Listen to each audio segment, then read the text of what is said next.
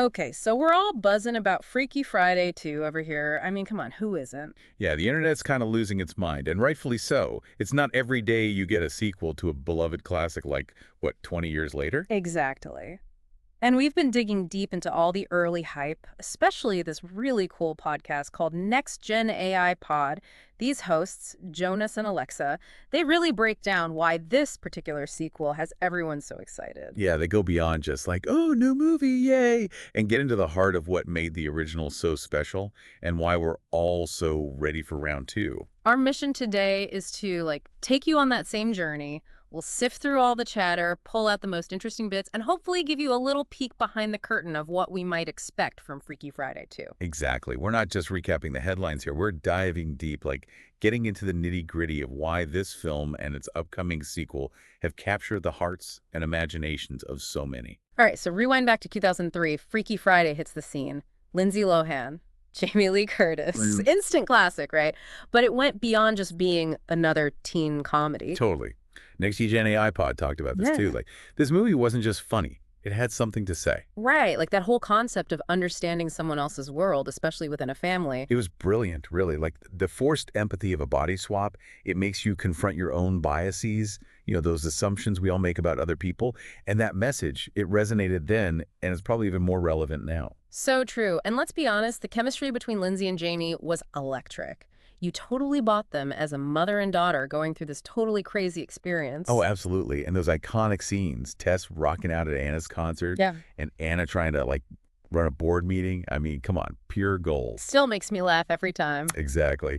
You know, Jonas and Alexa pointed out how those moments became part of pop culture. They're still being referenced today. Yeah, that staying power, that's what makes the original Freaky Friday so special. And it's definitely a big part of why people have been clamoring for a sequel all these years. And it's interesting, right? Like, this simple idea, a body swap, and it becomes this vehicle for such relatable, lasting comedy. There was heart in there too, genuine emotion. It wasn't just like cheap laughs. Totally. It's like laughing with them, not at them. Exactly. And on Next Gen AI Pod, they talked about how that blend of humor and heart is a big reason why the sequel announcement back in early 2023 was met with so much excitement. Like, it wasn't just another sequel announcement. No, it was like a collective finally. Right. And Alexa really emphasized this wasn't just like internet rumors, it was official.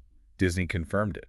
And then when they dropped the news that both Lindsay Lohan and Jamie Lee Curtis were coming back. The internet basically exploded. Yeah, pretty much. Jonas and Alexa brought up a great point. Like, could you even imagine a Freaky Friday 2 without them? It wouldn't be the same. Not even close. And apparently both actresses have talked about how much they love the original and how excited they are to play these characters again.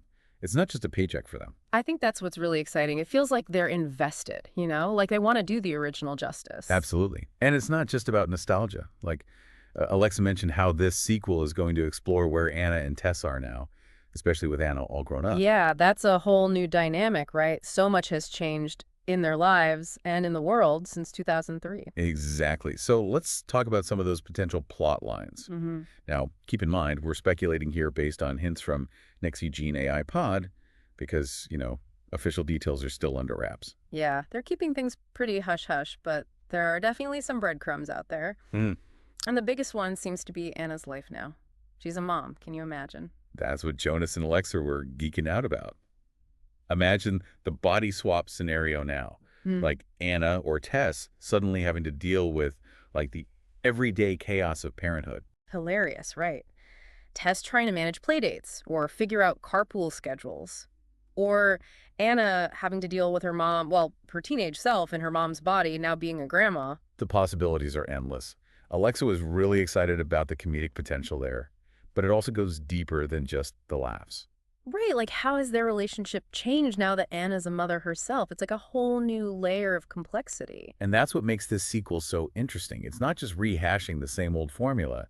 They're using the body swap to explore how mother-daughter relationships evolve over time across different life stages. And NextGen AI Pod also mentioned some potential new characters. Yeah, like Anna's daughter, bringing in that younger generation's perspective. And they even talked about maybe a new love interest for Tess, which could shake things up even more. Definitely. I mean, new characters always bring new energy, new conflicts, and new ways for the relationships to grow. It'll be interesting to see how they all fit into the mix. Absolutely. Jonas and Alexa talked about how these new characters could add layers to the central relationship between Anna and Tess. Like, Hmm. how would Anna's daughter interact with both her mom and her grandma? Hey. And how would a new romantic partner for Tess change her dynamic with Anna? So many possibilities. And amidst all the newness, it sounds like we're still going to get those core themes that made the original so impactful. Family, identity, and that whole idea of understanding each other's perspectives. Exactly. Like the body swap at its core forces you to walk in someone else's shoes. You literally have to live their life. And that experience, as both Jonas and Alexa discussed, led Anna and Tess to a deeper understanding of each other in the original. Now, with Anna being a mom, the sequel had this great opportunity to explore how those themes play out in the specific context of a mother-daughter relationship as it grows and changes over time. Now let's get to the people bringing this all to life. Obviously, everyone's thrilled about Lindsay and Jamie Lee coming back. It feels like the reunion we've all been waiting for. And for good reason. Jonas and Alexa were gushing about their chemistry on screen. It's undeniable they just have this spark together that made the first film so magical. And they're both incredibly talented actors. Hmm. Having them both back is a huge draw for audiences. Yeah. It shows that they believe in the project, and it just adds to the excitement around the sequel. For sure. And we can't forget about the writer, Heather Hack. She wrote the original Freaky Friday, and she's back for the sequel. That's a good sign, right? Yeah. It gives me confidence that they're going to stay true to the spirit of the first film. Definitely. Alexa made a great point. Having the original writer involved ensures a certain level of continuity.